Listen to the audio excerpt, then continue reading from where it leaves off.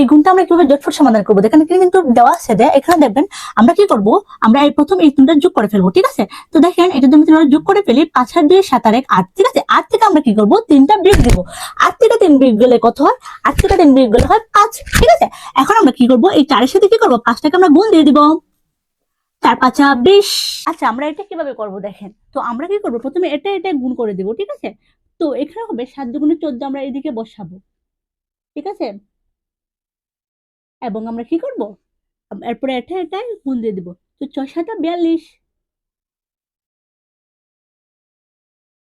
আপনারা যতফুট এটা করে কমেন্ট ক্লাস আছে কিভাবে আমরা গুণ করব, ঠিক আছে। তো এটা যদি আমরা গুণ করতে যাই তাহলে আমরা কি করব, প্রথমে এটা গুণ করব। তো আমরা যে এটা গুণ করলে হবে 25, এবং আমরা একে গুণ করব, ঠিক আছে। তো একে গুণ করলে তো একই হবে।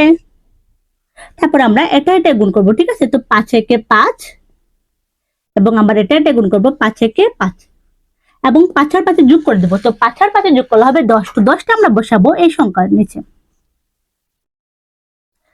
এখন দেখেন এখানে হবে 5, এখানে হবে 2, এখানে হবে 2, যোগফল সমাধান হয়ে গেল না।